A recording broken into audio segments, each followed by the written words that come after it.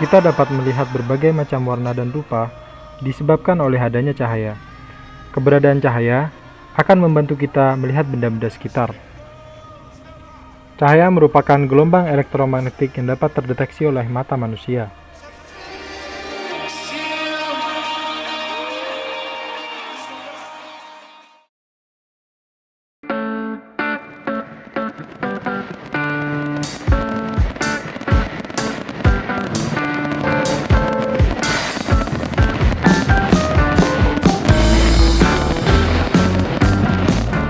Ada beberapa sifat yang dimiliki oleh cahaya. Cahaya merambat lurus. Ini bisa dibuktikan dengan percobaan menggunakan lilin dan kertas di tempat yang gelap. Dari lubang kertas, kita melihat cahaya lilin tersebut. Apabila posisi lubang tidak lurus, maka cahaya lilin tidak dapat terlihat. Cahaya dapat dipantulkan. Cahaya dapat dipantulkan ketika menyentuh suatu bidang, dapat membentuk pantulan teratur dan pantulan baur. Cahaya yang dipantulkan pada bidang datar disebut dengan pantulan teratur, sementara cahaya yang dipantulkan pada bidang yang tidak rata disebut dengan pantulan baur. Pemantulan cahaya dijelaskan oleh Snellius dengan menambahkan garis normal, di mana sinar datang, garis normal, dan sinar pantul terletak pada satu bidang datar. Besar sudut datang sama dengan sudut pantul. Cahaya dapat dibiaskan. Cahaya dapat dibiaskan apabila cahaya tersebut melewati kerapatan optik yang berbeda, contohnya pada medium air dan medium udara. Sendok tersebut mengalami pembiasan dikarenakan berada pada medium air dan udara, sehingga tampak seperti sendok patah. Cahaya merupakan gelombang elektromagnetik.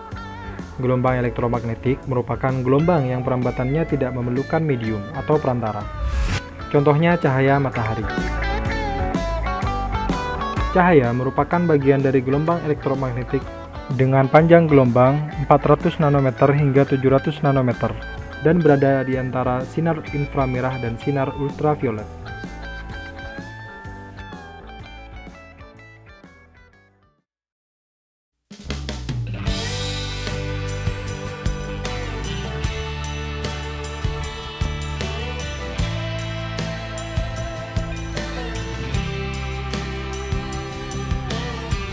Cermin.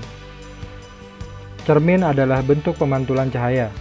Dengan cermin, kita dapat mengetahui kondisi kita. Cermin berdasarkan bentuknya dibagi menjadi dua, cermin datar dan cermin lengkung. Cermin datar.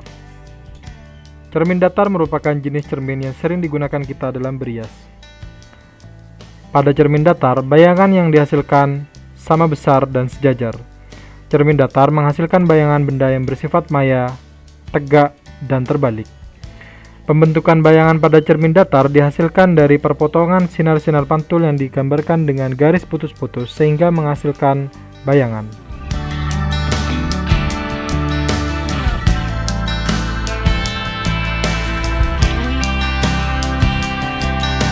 Kaca spion merupakan salah satu jenis cermin lengkung yang dapat kita jumpai dalam kehidupan sehari-hari.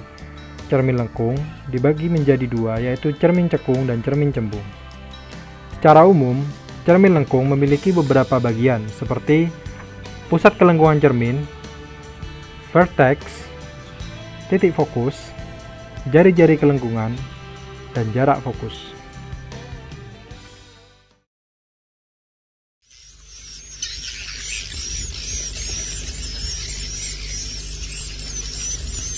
Bagian di dalam sekeliling lampu senter merupakan contoh penggunaan cermin cekung. Hal ini dikarenakan cermin cekung memiliki sifat mengumpulkan cahaya atau konvergen.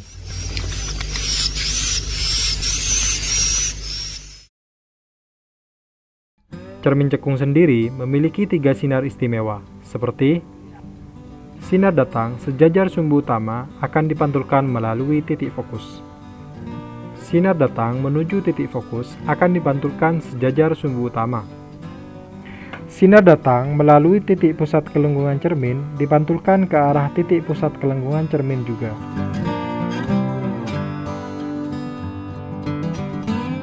Bayangan yang dihasilkan pada cermin cekung tergantung pada posisi benda. Setidaknya ada 3 sifat bayangan yang dihasilkan. Jika benda lebih jauh dari titik pusat kelengkungan cermin, maka sifat bayangannya nyata, terbalik, dan diperkecil. Jika benda berada tepat di titik fokus, maka tidak nampak bayangan yang dihasilkan. Dan yang terakhir, jika benda berada di antara titik fokus dan cermin, maka bayangan yang dihasilkan bersifat maya, tegak, dan diperbesar. Road mirror merupakan contoh penggunaan cermin cembung dalam kehidupan sehari-hari. Penggunaan cermin tersebut dikarenakan kemampuannya dalam menyebarkan cahaya atau bersifat divergen.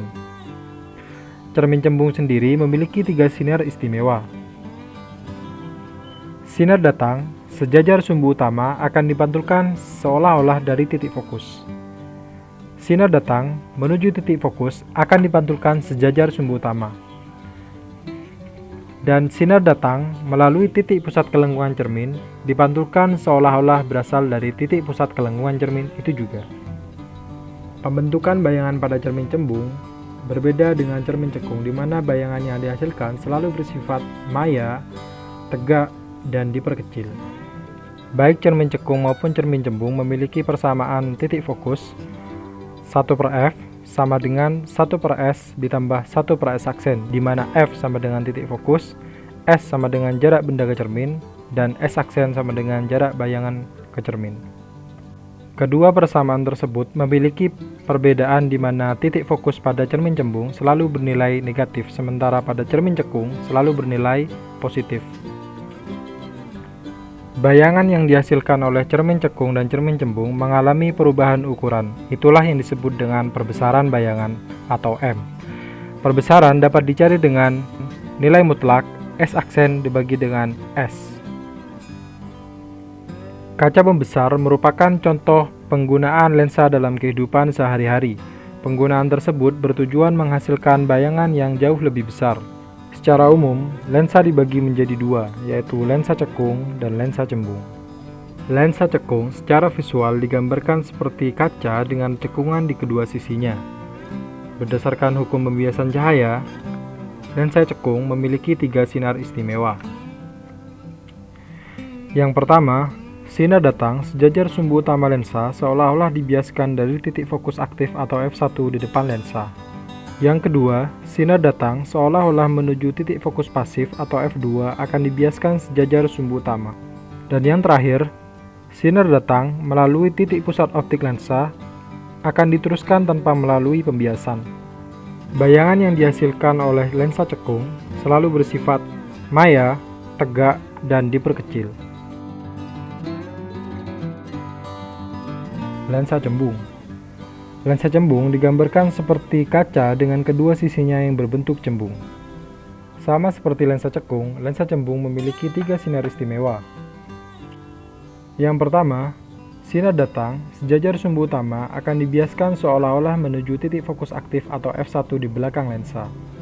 Yang kedua, sinar datang melalui titik fokus pasif atau f2 di depan lensa akan dibiaskan sejajar sumbu utama.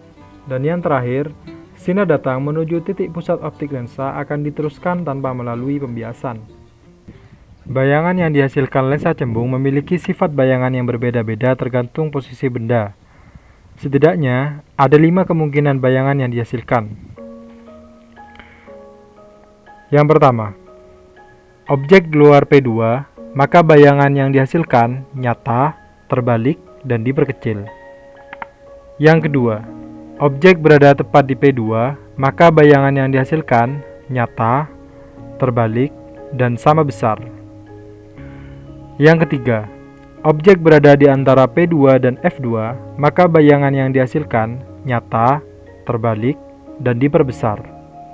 Yang keempat, objek berada di titik F2, maka bayangan yang dihasilkan bersifat tak hingga.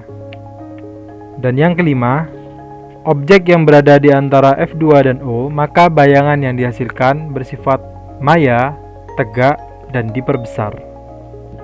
Sama seperti cermin, lensa cekung dan lensa cembung memiliki persamaan titik fokus, di mana 1/f sama dengan 1/s ditambah dengan 1/s aksen, di mana f sama dengan titik fokus, s sama dengan jarak benda ke lensa, dan s aksen sama dengan jarak bayangan ke lensa.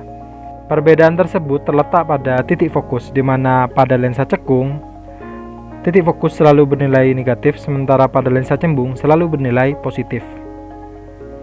Bayangan yang dihasilkan pada lensa juga dapat dihitung perbesarannya, di mana perbesaran pada lensa dapat dicari dengan nilai mutlak S aksen dibagi dengan S. Berbeda dengan cermin, lensa memiliki kemampuan untuk mengumpulkan dan menyebarkan cahaya. Itulah yang disebut dengan kuat lensa. Kuat lensa memiliki satuan dioptri, di mana persamaan kuat lensa adalah 1/f atau dalam satuan meter 100/f. Manusia bisa melihat dengan jelas disebabkan oleh adanya cahaya dan tentunya mata. Pada mata kita, terdapat beberapa struktur dan fungsi, di antaranya 1. Kornea. Kornea merupakan organ terluar mata yang melapisi sklera. Fungsi utama kornea adalah mengantarkan dan memfokuskan cahaya ke dalam lensa mata. Yang kedua, iris. Iris merupakan bagian tengah bola mata yang berwarna bening. Iris mempengaruhi besar kecilnya pupil berdasarkan besar kecilnya intensitas cahaya. Yang ketiga, pupil. Pupil merupakan bagian tengah mata yang terletak pada iris. Pupil memiliki bentuk bulat di mana besar kecilnya dipengaruhi oleh iris dan tingkat intensitas cahaya. Semakin besar intensitas cahaya, maka iris akan semakin menyempit sehingga bentuk pupil semakin kecil. Yang keempat, lensa. Lensa merupakan bagian mata yang letaknya tepat berada di belakang pupil. Fungsi utama lensa adalah memfokuskan cahaya agar jatuh tepat pada retina. Yang kelima, retina. Retina merupakan bagian terdalam dari mata. Retina terdiri atas beberapa bagian seperti lapisan saraf optikal dan fovea. Lapisan saraf optikal berfungsi untuk mengantarkan rangsangan menuju saraf pusat atau otak, sementara fovea berfungsi dalam membentuk bayangan. Setelah cahaya melalui lensa kemudian ditangkap oleh retina, rangsangan akan menuju otak melalui sel saraf optikal. Kemudian dari otak akan diterjemahkan oleh fovea. Layaknya sistem organ lain, sistem penglihatan manusia memiliki beberapa kelainan atau penyakit. Miopia. Miopia merupakan keadaan di mana cahaya yang membias melewati lensa mata akan jatuh di depan retina, sehingga retina tidak dapat menangkap bayangan dengan jelas. Kondisi ini ditandai dengan pandangan mata pada benda-benda yang jauh terlihat kabur. Penderita miopia dapat diatasi dengan kacamata berlensa negatif atau lensa cekung. Dengan lensa cekung, sinar akan disebarkan dan tepat menuju retina, sehingga penderita akan menangkap bayangan dengan jelas kembali. Hipermetropi. Hipermetropi merupakan keadaan di mana cahaya yang membias melalui lensa mata jatuh di belakang retina, sehingga retina tidak dapat menangkap bayangan dengan jelas. Penderita biasanya akan kesulitan dalam melihat benda yang berjarak dekat. Penderita hipermetropi dapat diatasi dengan bantuan kacamata berlensa positif atau lensa cembung. Lensa cembung dapat mengumpulkan cahaya sehingga cahaya tepat jatuh di retina. Astigmatisme. Astigmatisme merupakan kondisi di mana cahaya yang masuk ke mata dibiaskan lebih dari satu titik fokus. Akibatnya, retina tidak mampu menangkap cahaya dengan jelas. Penderita astigmatisme akan kesulitan melihat benda-benda yang berjarak dekat maupun jarak jauh. Astigmatisme dapat diatasi dengan bantuan lensa silindris yang dapat menyatukan fokus cahaya pada retina, sehingga retina dapat menangkap bayangan dengan jelas. Presbiopi. Presbiopi merupakan kondisi di mana penderita mengalami kesulitan melihat objek disebabkan oleh faktor usia. Faktor usia yang semakin bertambah akan mengurangi kualitas penglihatan. Buta warna. Buta warna merupakan suatu kelainan pada mata yang disebabkan ketidakmampuan sel-sel kelucut mata untuk menangkap suatu warna tertentu. Penyakit ini bersifat menurun. Buta warna dibagi menjadi dua, yaitu buta warna total dan buta warna sebagian. Buta warna total hanya mampu melihat warna hitam dan warna putih saja. Sedangkan buta warna sebagian tidak dapat melihat warna-warna tertentu seperti merah, hijau, atau biru. Menguji buta warna dapat dilakukan dengan cara uji Ishihara, di mana setiap pasien diminta melihat dan mengenali tanda gambar yang diperlihatkan dalam waktu 10 detik. Penglihatan serangga.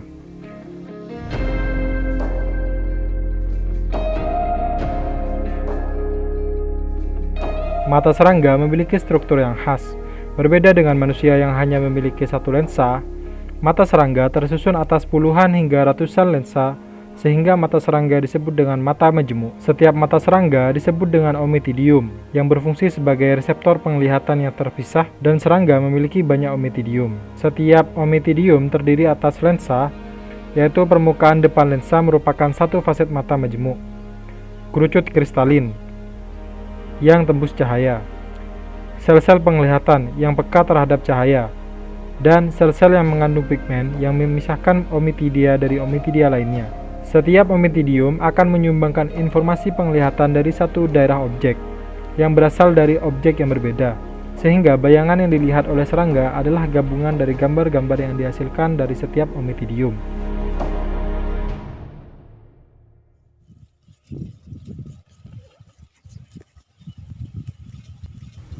Alat optik. Ada beberapa jenis alat optik yang sering ditemui dalam kehidupan sehari-hari. Kamera. Kamera sederhana terdiri dari lensa cembung, diafragma, shutter, dan film. Lensa cembung berfungsi membentuk bayangan nyata dan terbalik pada film. Berbeda dengan lensa mata yang mempunyai panjang fokus yang dapat berubah-ubah, lensa kamera mempunyai panjang fokus yang tidak dapat berubah.